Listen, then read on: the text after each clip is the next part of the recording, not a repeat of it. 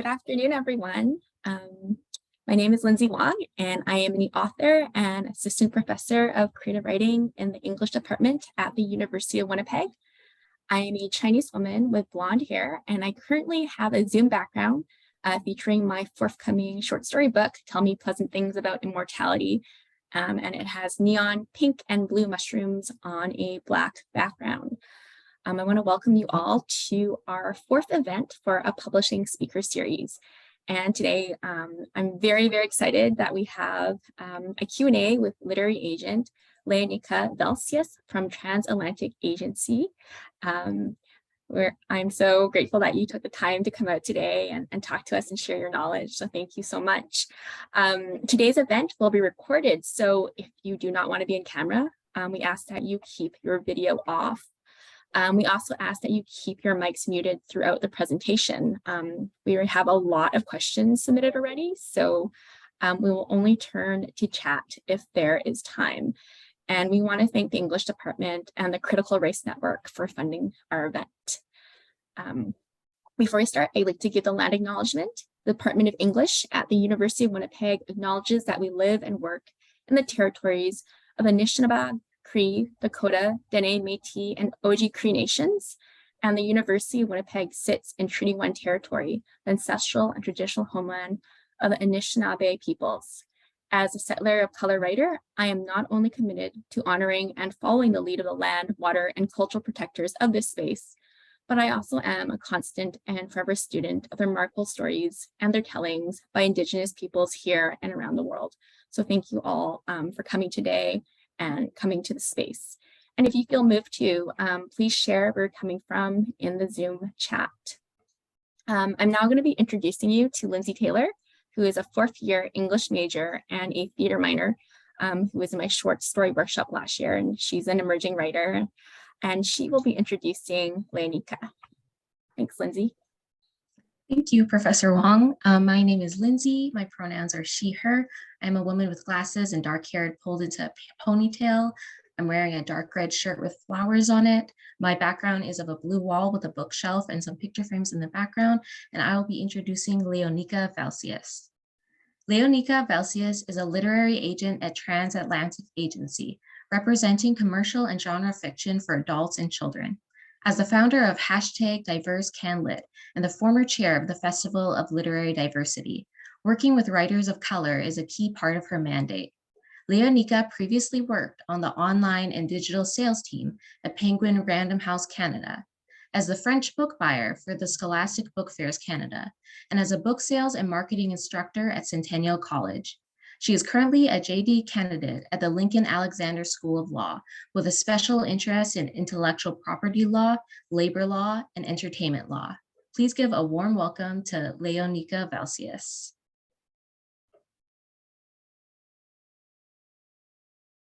Great, thank you so much, Lindsay.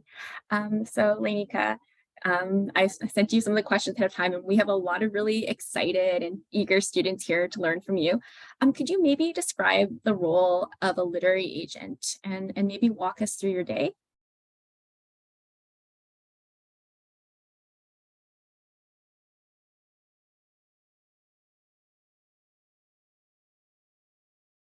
Hi, sorry about that. I didn't realize I wouldn't be able to unmute myself. But yes, absolutely. Thank you so much for having me here and for giving me the opportunity to speak about my work and to share some tips and advice that I may have collected along the way. So this question is about my journey as a literary agent or what I do in the day.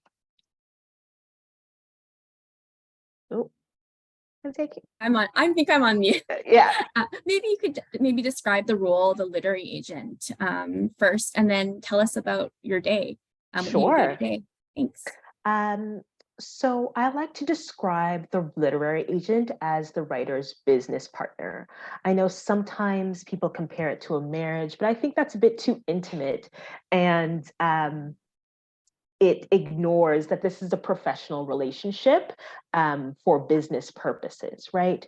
You can be an amazing writer and not have an agent, and having an agent does not take away from or add to your creative endeavors, right? The purpose of an agent is to um, funnel your writing and creative practice into a business and transactional practice. And not everybody necessarily wants to do that. So our role is essentially to help you leverage your writing and your intellectual property for money, and to do that in a way that protects you and your interests, and helps you reach your goals, whatever those goals may be. Our days can look all sorts of ways. The nice thing about being an agent, especially in 2023, is that you can work essentially from anywhere, and you can really have your day and your hours be dependent on your own schedule. So I agent part-time while I'm in school full-time, and my work happens on the subway, in bed, while I'm walking and getting my steps in. Wherever I'm having that inspiration, that's where I'm working. So I can give you a bit of an example of the things I'm working on right now. So right now I have a client whose manuscript is ready for her next book. So I'm reading through that to see if it's ready to go on submission. Submission means we're sharing it with editors. I have a few other writers that I am interested in representing. So I'm reading samples of their work and booking meetings with them over the next few weeks. I have a client that I plan to go on submission with next week. So I'm polishing up the submission letter that I will include in the package to send to editors.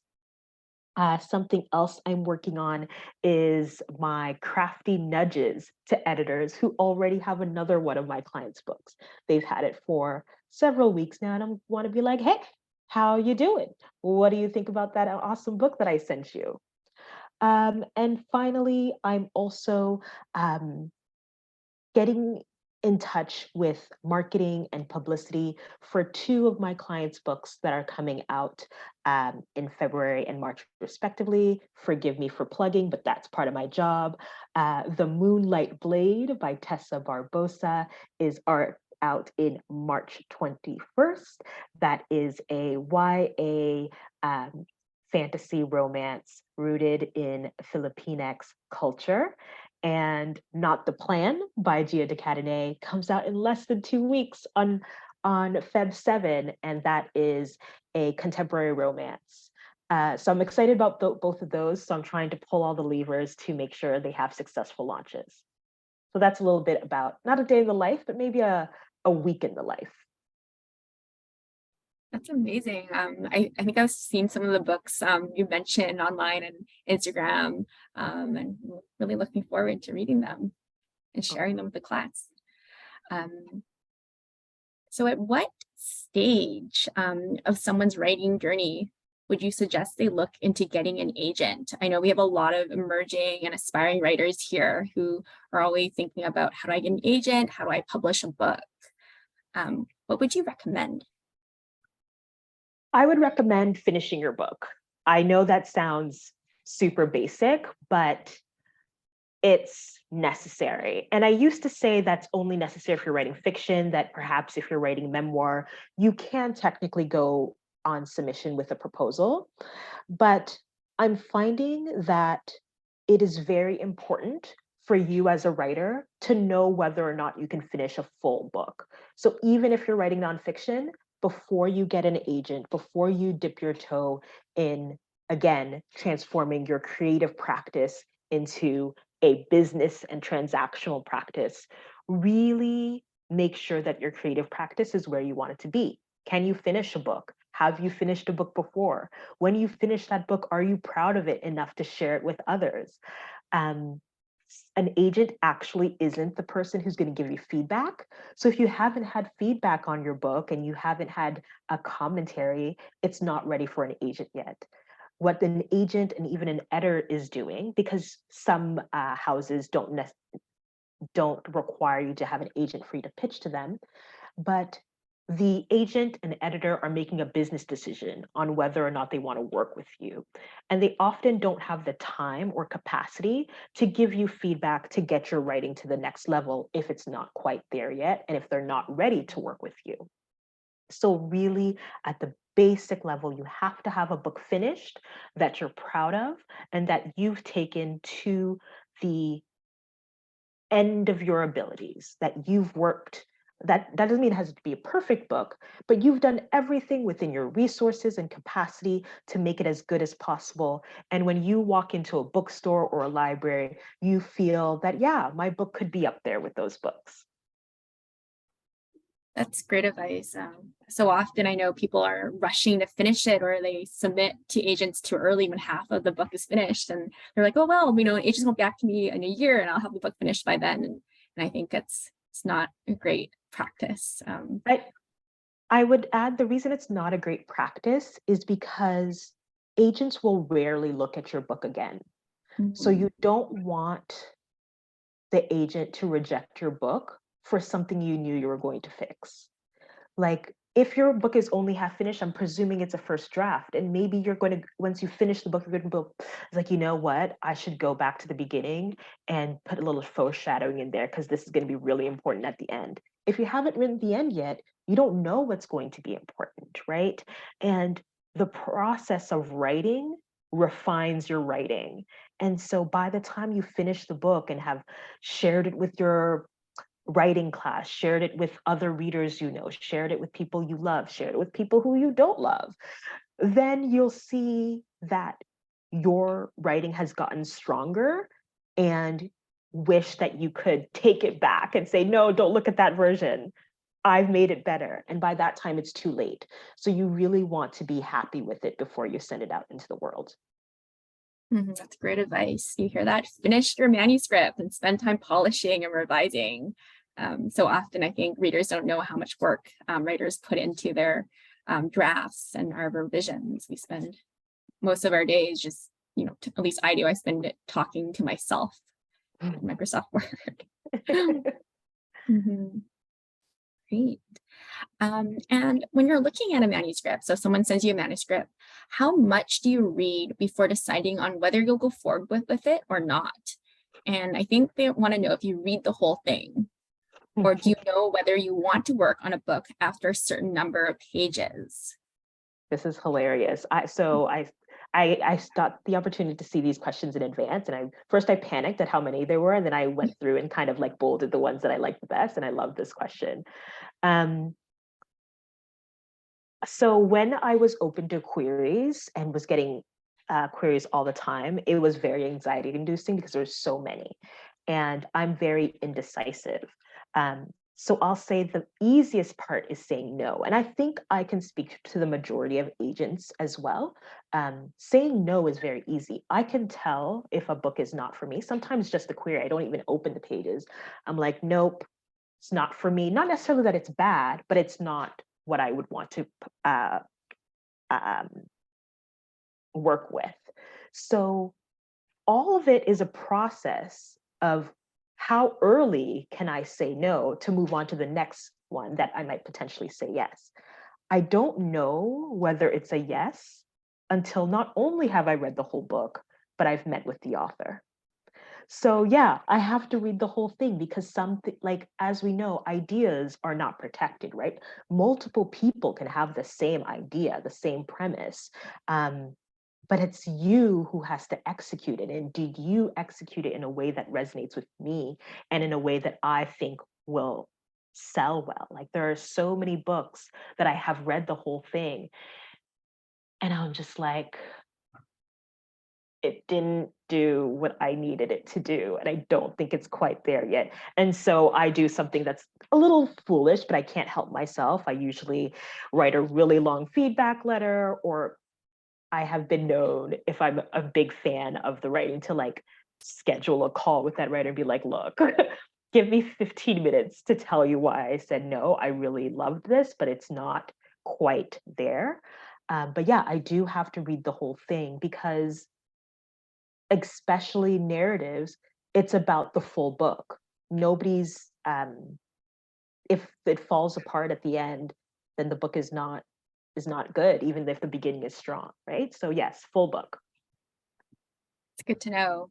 Yeah, it goes back again to people just submitting, partials to agents and then deciding I'm going to finish the rest of the book later. Mm-hmm. Mhm. And what do you specifically look for when you choose a client, when you offer representation? Are you interested in the person as well as the writing? It's a three-part question, so I'll just let you answer the first two. Sure. I'm Mhm. definitely interested in the person as well, the writing, because it is a business relationship that I hope to plant for, I hope will last a long time. It's a lot of work, and Mhm. I'm working for free until the book sells, right? And so the for it to be financially viable for me, I don't want to work on just the first project. I want to be like, oh, I see them 3 books down and we're still working together. And by that time, the work we put into that first book is continuing to reap the rewards, right? So of course, the first thing is the writing, because I'm not even going to make it to meeting the author if I don't love the writing. So the first thing I have like a 5-part list. It's very Virgo of me. I apologize. But my list of criteria of when I'm going to offer representation is, first, would I stand this book for free?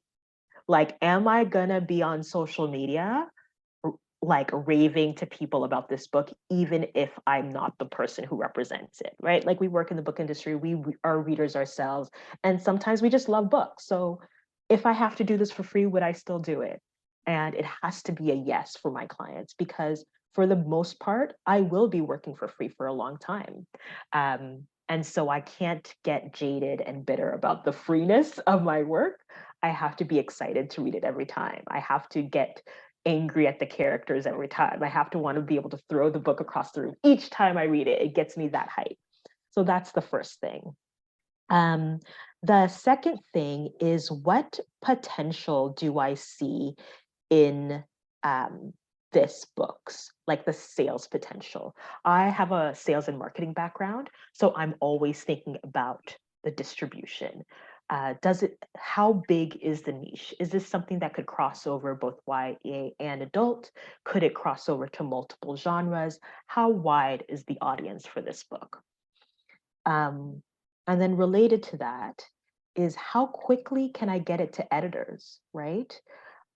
Unfortunately, I'm not an editorial agent who's going to work with you to tear your book apart and redraft it from scratch, because it takes a long time to do that. And to be honest, based on this draft, I don't know if you have the capacity to revise. I don't know what your revision process is. Sometimes I ask, but the more revisions I'm thinking about are necessary, the less likely I am to take on the client right away. I might say, here are my ideas, take them with a grain of salt. If you revise, come back to me. But I would only take on a client where I say, here's the scope of revisions is pretty limited. I'm not asking them to do major character or plot changes. Things are pretty on the surface, and I will speak to the writer and get a sense of how they feel about those, right? If they disagree, that's fine. If they feel confident about those changes, or think that I'm on the money, that I've understood their book, and the changes that I'm suggesting would enhance it, that's great. And I ask them, like, how long do you think it would take? So usually I would like to be able to pitch something to the editors within, let's say, 6-ish months of the time I receive it, right? So again, it has to be in a pretty good shape already. Then, well, how many was that? 3? I think I have 2 more of my go-to questions. The other one is, and again, remember, we're thinking business, transactional. How much do I think I could get for as an advance for this, right? Advances range widely and are quite unpredictable. So it's a lot of like magic 8 ball kind of guessing based on my experience, based on the experience of my peers. There was a big Excel spreadsheet that circulated on Twitter a couple years ago called Publishing Paid Me. That is bookmark for me. And every once in a while, I'll fire that up and try to come up with a number of how much do I think I could reasonably ask for this book. And if my low expectation is too low, and this is again related to the market, if the market is too low or too small, then I won't take it, because the book doesn't take less work just because it doesn't sell a lot of copies, right? So unfortunately, because again, this is business, this is transactional, I am paid on commission, I have to make sure the numbers make sense for me. And then finally, does this author plan to write multiple books? I know there are some people who are working on their one masterpiece, the one thing they have to get off their chest, and that's beautiful and wonderful. But for me, I would love to work with somebody who has many stories to tell and is eager to build a platform over time. Because again, this is an unpredictable business. I have several clients whose first book that we went out with didn't sell. And so after that, I was like, okay, what else do you have? I'm not going to drop them, because at the outset, I told them I believed in them. I love their writing, and I really think they have something amazing to offer. So my question is, what else do you have? What do you have? What other stories are you aching to tell?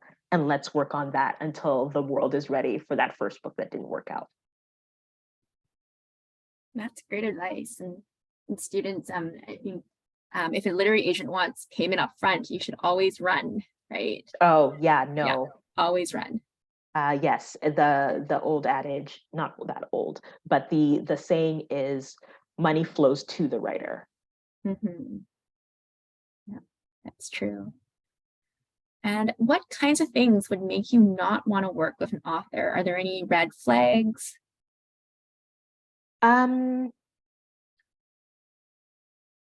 Okay, so there are things that are a matter of taste, and there are things that are a matter of like objective, like this is unacceptable, right?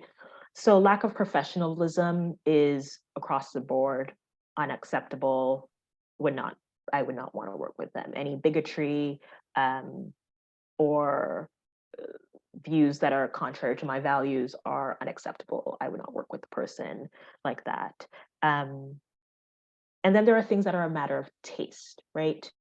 I try to spend time in that conversation explaining my workflow. I am in school full time, so I am not available. I don't take phone calls. My clients do not have my phone number. If we need to talk, they email me and we schedule a meeting to talk. That is my workflow. I will, if they need an email response, I will reply to say I received the email and let them know when I can respond. There's also, like, again, I'm not an editorial person, so I will give your book 2 reads, and after that, we're going to start killing characters because I've got nothing more for you. So if that's not what you want, that's okay. Where I shine is when the book is sold and we're ready for sales and marketing, because I will be on that team obsessively making sure that everything gets done. Things that I also,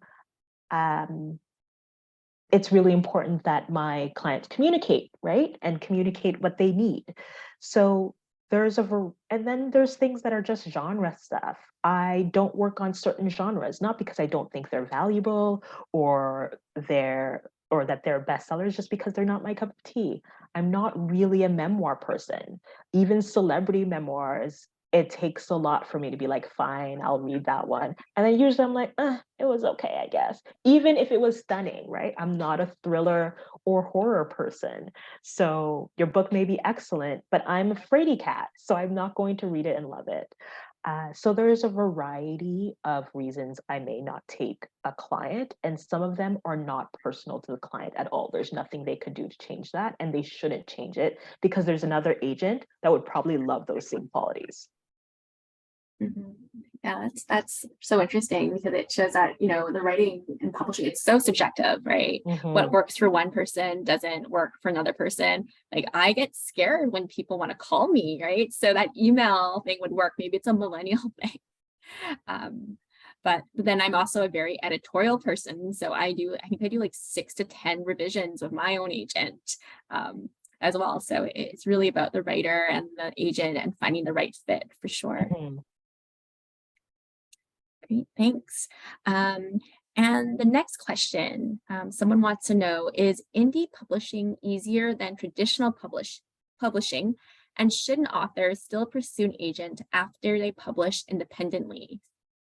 So I'm assuming here we're talking about self-publishing Mm. because it gets a little tricky because there's indie publishing as in self-publishing, and then there's indie publishing as in independent publishers, which are different. But the way this question is phrased, I'm presuming they mean self-publishing.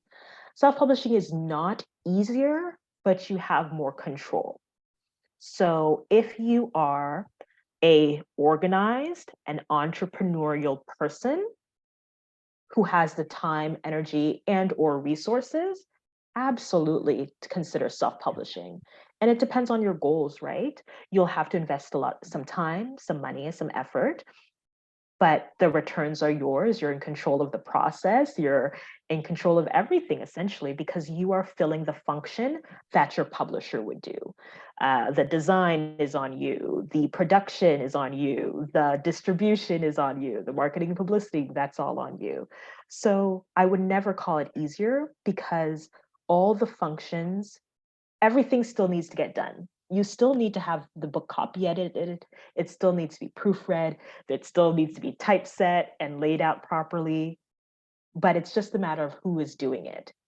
And so some people really have that skill set, right? And are doing very well. Some people, that's not their talent and that's not their skill set.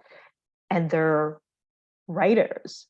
And so my personal feeling is that if that is not your skill set or talent, there's nothing wrong with that. You can decide that I'm going to lean into what I'm good at, which is the writing, and I will find a partner, a traditional publishing partner, to do the work of that they're experts at, which is the publishing process. But no, it's definitely not easier. Don't go into it with that mindset because you will be very frustrated and disappointed. But it is definitely viable, and some people have robust hybrid careers where some books they self-publish, some books they publish traditionally through publishers. Great.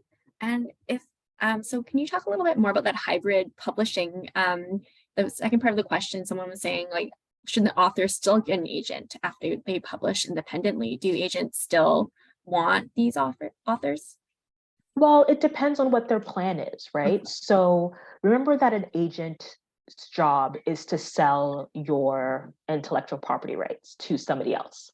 So let's say you've self-published your book in English. That's fine. But now an agent can't do that again necessarily. Sometimes they can, but very rare, in rare and exceptional cases. So now you're not looking for an agent to sell the book rights in English. You're maybe looking for an agent to sell them in other languages. Perhaps you published a book digital only, ebook only, perhaps. Now you're not looking for an agent to do that, but maybe you can have an agent help you sell the audiobook rights or the print rights. So you have to make sure that you're clear on what rights have you already exploited. That means what are the things you already did with your book? And what are the other rights that are left for them to sell it? So again, that's putting your business hat on and being very clear on what's available, what's not, where is the book being sold, where is it not, what formats is it available in? And not all agents do all things. So for example, I will not I will not take on a client solely for their translation rights. If you have another book, if you pitch me another book, I love that book, we're working on that new book, and I'm going to sell the English rights to that book. And in your backlist, you're like, hey, I also have this self-published title, it's doing well. Are you interested in translation? Absolutely. I always tell my clients, once I've signed you, personally, not speaking for everybody, but once I've signed you, I want to help you in all facets, right? But I would prefer, it's easier for me to start with the primary English language rights because that's where my expertise is. And that's where I can get the most liftoff. So there are a lot of different ways. If you have a new book, different series perhaps, definitely, absolutely, you can use an agent for that. If you are in the exception where your self-published book is now, blowing up on TikTok and retailers are barging down your door to get copies of it because people are requesting it, then perhaps an agent can help you sell that to a publisher so they can do a reprint or a different edition, which has happened in the past few years. But again, those are the exceptions, not the rule. So don't bet on that. Oh, that's great to know. Thanks for that. And the next question is really interesting. Can writers have multiple agents throughout their literary career? And how do you know if an agent is the right fit for you? Okay, great question. So yes, that happens. It's a business relationship. I would say, can you have multiple doctors? Sure, right? Like, can you have multiple lawyers? Sure. Real estate agents, of course. I could make those comparisons because all those are also professionals who work closely with you, work on something that is important to you. But at the end of the day, it's business and you have to move on if necessary. So absolutely, you can have multiple agents over the course of your career. Can't necessarily have them at the same time.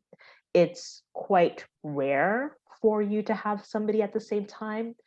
I've seen it in cases where the agents are working together on a project. Like at the Transatlantic, we do co-agent with each other within the agency, but I've never seen it happen where you have two agents at different agencies that represent your books. You may have different agents who represent, let's say you do book writing and screenwriting. That's sometimes different agents. Maybe you have somebody who's representing the film TV rights. That's a different agent. So usually that starts with your book agent and then they help you expand that way. Now, in terms of knowing what's a good fit, that's a really introspective question that I have to give back to you as a writer. You have to know what your goals are and what your vision for your not only your book but your career is in order to evaluate what the right fit would be. So you have to know, what is my working style? How do I like to be communicated with? What are my dreams and aspirations for this book? Like I always ask in the first meeting, blue sky, no limit. Tell me what your wildest dream for this book is. And some people will say, well, this is going to sound stupid, but I kind of want it to be a movie. That's not stupid. It's an amazing dream to have for your book. But that means you have to work with somebody whose agency has experience with book to film. Because if that's your dream, but the person you're with or the company you're with has never done that before, how will you possibly achieve it, right? Or they'll say, well, I really want to win the Giller someday, or I really want to be on Oprah. I say watch how the person reacts. If they think your dreams are too big, they're not the person for you because they'll never be able to help you achieve them. So it's a lot of self-reflection. Your agent should be your partner. They're not your boss, and they're also not your flunky. They're walking alongside you. So is this a person who you have mutual respect from? Is this a person who you felt like they were responsive in the way that you need to your emails, to your communications, to your phone calls, if that's how you roll? Do you feel like you can speak to them honestly about your questions? If you are speaking to someone and you're not sure about something, and rather than feeling comfortable asking them, you're like, let me go Google that later, they're not the right person for you, because you should be at ease to ask your agent the questions you have, to disagree with your agent, that should be fine. And you should also feel like they understand what you're trying to do with their work. When I do give my clients editorial feedback, and when I'm writing my clients' pitch letters, I kind of let them take a look at it and I first say, let me make sure I understand what you're trying to do here. And I explain to them what I think their book is, because that's kind of a check-in point. Do they get what you were trying to do with this book? If they've completely missed the point, then all of their feedback and their strategy and everything that they're trying to do isn't going to work, because that's not what you were trying to do. And you shouldn't be molding and shaping yourself to fit the agent's desires. Instead, you should have a clear understanding of your goals, your desires, and where you want to go, and find the agent who is best equipped to take you there. Does that make sense? Yeah, I know that's really good advice. There's no right fit for everyone, and some people prefer a shark agent, right? Some people prefer a more friendly approach. It really depends on the writer and where they are in their career and what they're hoping for sure. That's right. Great. And then this question is interesting as well.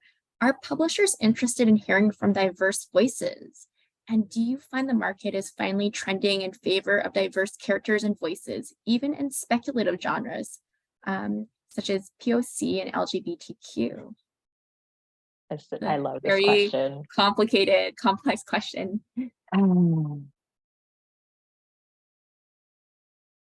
I love this question because it gives me an opportunity to give y'all some real talk. We want the real talk. Give it to us. Publishers are corporations. Yeah. Okay. I don't know where y'all live. I live in Toronto, and every June, the major banks are emblazoned in rainbow. All of a sudden, they care so much about queer identity and queer people. And it's just all rainbow this and that, which is good. However, is that reflected in their policies? Is that reflected in how they do their business? Or is it just performative?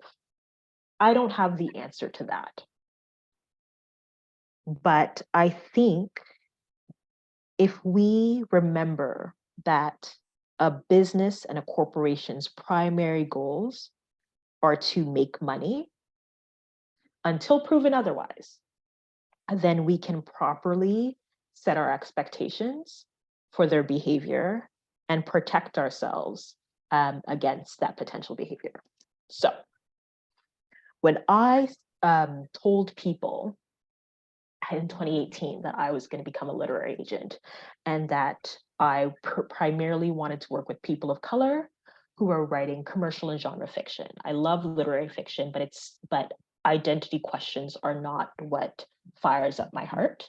I like kissing and space and robots. So I want popcorn fiction, written by people of color. Comment I got is like, oh, that's so good.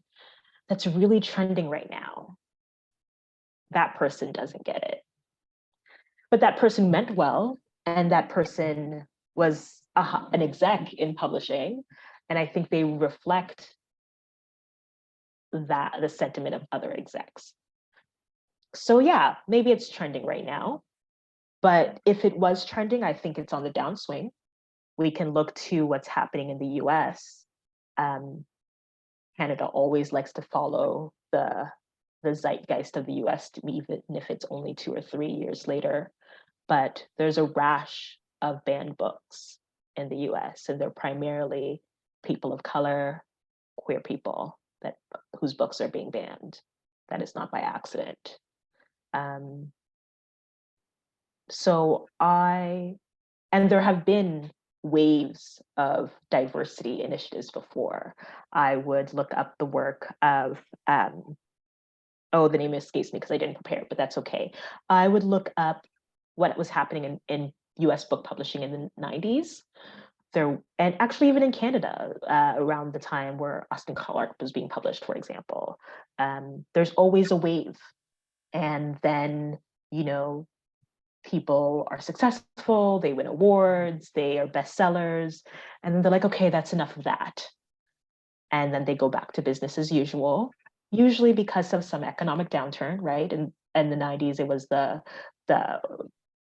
what led to it was the 2000s and recessions. They're like, well, the first thing we'll cut is that diversity and equity nonsense. We can cut that. We can't afford it right now. So all that to say, don't build your career around being on trend. The trend won't last. And a industry that considers the humanity and dignity and lived experience of your identity group a trend is not going to be faithful or reliable. So instead, write what you want to write and build a career that is sustainable from a business perspective, whether that's having multiple streams of income, whether it's writing in multiple different forms, whether it's publishing with multiple different publishers, whatever you've got to do, and having a business partner that understands that and can help you do that. Because the industry is not loyal, they will dump you. I have noticed that a lot of the same publishers that hired women of color, especially in 2020, have now let those women go. It is only now 2023. So pay attention to those things, and don't let fluffy words lull you into a sense of security about this industry. That's my soapbox rant for the day. And that's such great advice, and it's really important to consider, right, when publishers are saying we want diverse voices, to really think about that and reevaluate. And I really like your advice about not writing to trend, right? Write about what you're passionate about and be willing to hustle. I think it's really, really good advice. Mhm. So how important are first impressions when reading a manuscript, such as opening lines, pages, and chapters? And if the first impression isn't spectacular, what elements, if any, would keep you reading past a slower beginning? Great question. Mhm. The first impressions are really important because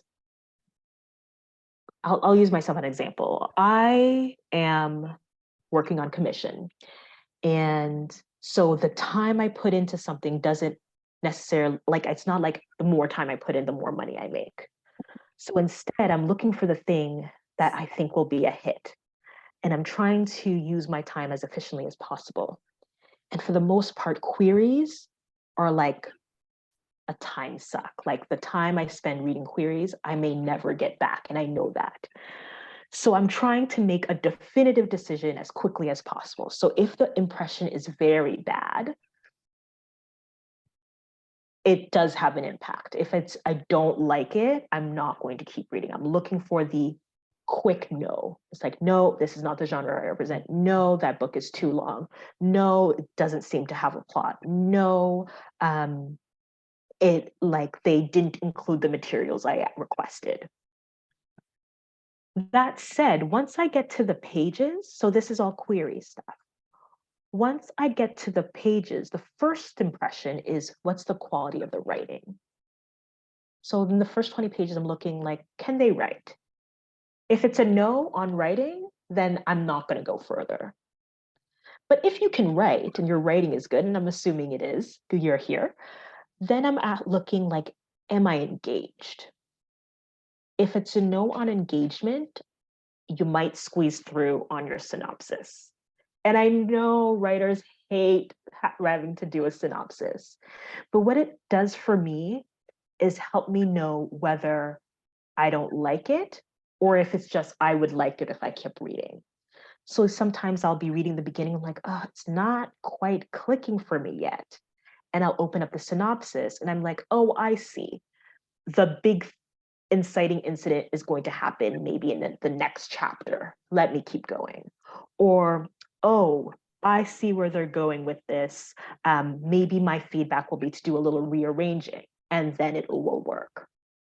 And sometimes I go to the synopsis and I'm like, oh, I see where they're going. It's not going to work at all for me. I can stop reading. So the synopsis ends up being a really good guideline for me about the author's intent and if I'm on board with that. Wow, I'm so glad you mentioned synopsis. That's one of my assignments for class, and I get a lot of complaints about that. So I know it's yeah, hard, but it is hard. but it's so important. And if I could give advice about writing the synopsis, almost write it like try to do it in bullet points first, like because you're literally just trying to get the scenes out.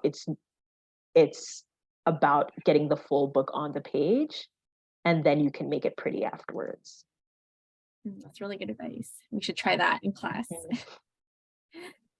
And then now we have a really interesting question about selling authors' works. So do you sell authors' works to both Canadian publishers as well as the big five question mark in the US? And if yes, how does the process differ? Is there five now? I can't remember. Five, However four, many. yeah, three. I do. The US is a very important market for me because I do commercial and genre fiction. So just because of the differences in the Canadian and American publishing industries and the differences in our tastes, genre fiction especially, I need to have the US available to me in order to make it work. There really isn't a difference in how I pitch because I usually do it simultaneously. Sometimes I have to be aware of who has what priorities. So I know that the US often considers Canada theirs. They're like, I call dibs on Canada too. They want to have those rights. So I have to keep that in mind. If Canada is sold, there's some US publishers that won't even look at it. They're like, well, if we can't have Canada, we don't want it. There are some publishers in Canada that only or heavily prefer Canadian writers. So if I have a US client, I know that it might not be worth my time to pitch them to that Canadian publisher specifically. But the strategies are often the same and they're coordinated because the industries are so linked in terms of how they work. But yes, it doesn't matter that I'm based in Canada, I still work in the US too. And in the UK to some extent. Great, good to know. Mm. And how do you know if a project is ready to query? And how do you know when to quit a project? So these are really interesting questions.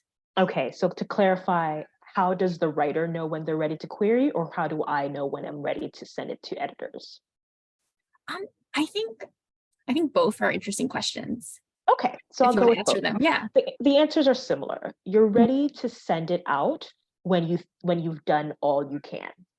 And you'll know, like, there's the point at which you're like, yes, it's good. I'm really proud of this.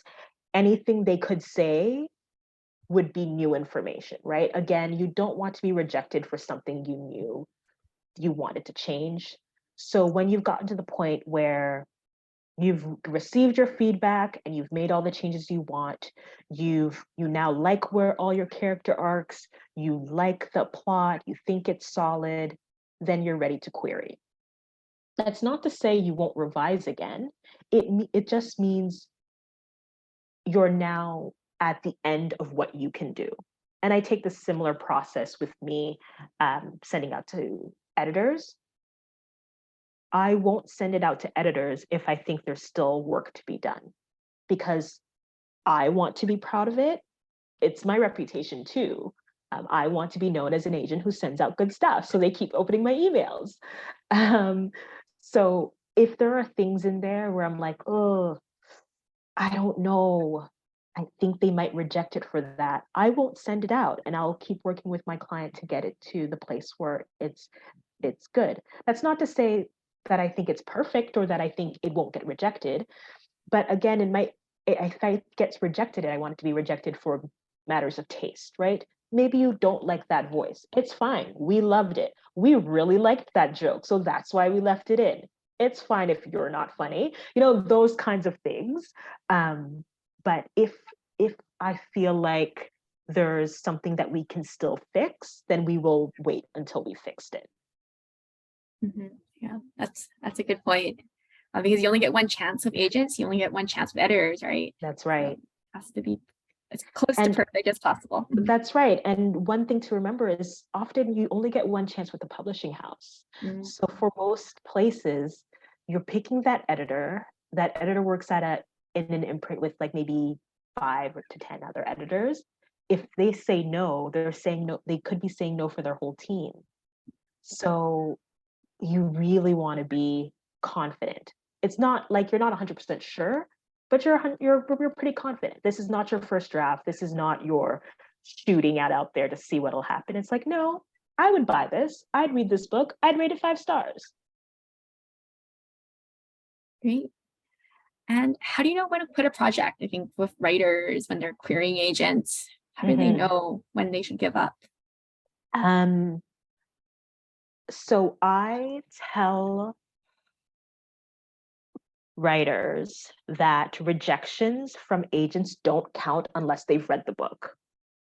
So when they reject your query letter, that actually says nothing about your skill set. They're not judging your book, they're judging your query letter. So if you've, let's say, reached, let's say 25 rejections on your query letter, that's a hint, polish up your query letter. Show it to somebody who's never read your book and see if they get it, right? Or refine your research on who you're pitching to. And I always say, like, try to hit at least 50 agents that you've queried before you can even consider stopping. Then I would say you have to get 50 full manuscript, or 25, let's say 25, because your heart can only take so much. Maybe 25 full manuscript rejections before you hang it up. And that's because with a full manuscript, they have the full manuscript in hand, and that's what they're rejecting. Some of them will give you feedback, some of them will not. But at least then okay, either I've received feedback and I'm going to address that feedback, or everybody says it's good, but not right now. Maybe it's not the time for it. But really, it has to be when your manuscript is under consideration, not just your query letter. And again, I take the same approach sending submissions out. 50 is my magic number. If I get 50 rejections, fine, we'll stop. Or if realistically we've hit all the publishers we'd be willing to publish with, having no publisher is better than being with a bad or unreliable publisher. So that's important. I won't send it out just for the sake of getting a sale. But when we've hit all the reliable publishers that we'll want to work with and they say no, then we're like, okay, it's not the time. But that doesn't mean it's the end. I have a client with a book that we went out with in 2018.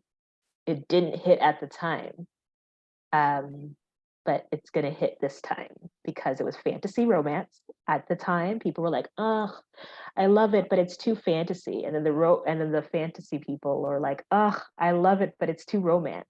And guess what's trending right now? Fantasy romance. So I was like, polish that up, baby. We're going out again. So sometimes it's just timing. Yeah, that's so interesting. And congrats to your client. I'm excited to read it when it comes out. I'm excited. I think we haven't gone on submission with it, but I'm so confident. I love this book so much. It's the one she queried me with. I'm obsessed with it. Like, it's the one where I'm like, I have a dream and I wake up. I was like, oh, I know the fix to that issue. And I sent her an email. So I'm really excited for us to have another kick at the can. That's great. Yeah, it's really true about subjectivity and marketplace, because my TV rights didn't even get sold until Kevin Kwan's Crazy Rich Asians came out, right? And then that paved the way, right? Before they said I was too weird, no one wants real Asian people. So yeah, it really shows marketing and timing is really important. Yep. And it looks like we might only have time for one last question. And I'm wondering what you might, if you wanted to give us some advice to any aspiring emerging writers. Write your book. Write your book, yeah. Write your book. It is literally the hardest part.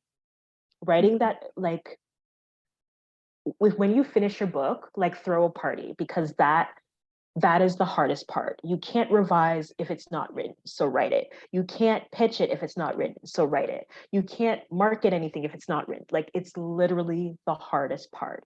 And once you've done it once, you know, like, your body knows that you can do it, and so you'll be able to do it again. Like, that book may never sell, and that's okay. But the act of doing it that first time teaches you how to do it again and again and again. So write your book. Most important advice. And I mean, I think I lied. I think we have time for one more question. Yeah.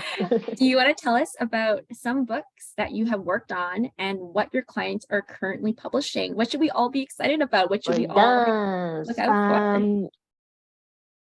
I'm trying to see if I have ARCs available. Yeah, I might. Can I grab it? Yeah, go for it.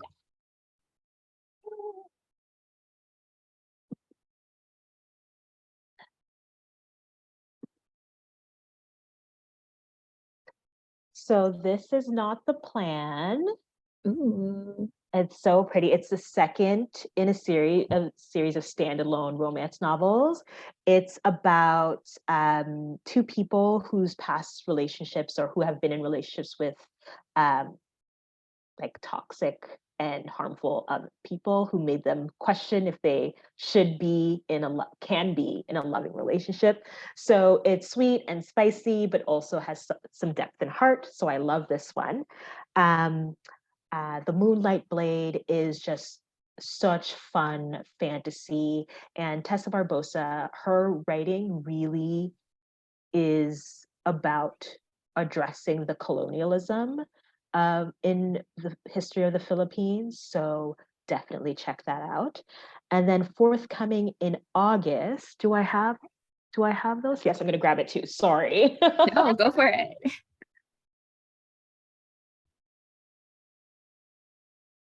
Oh.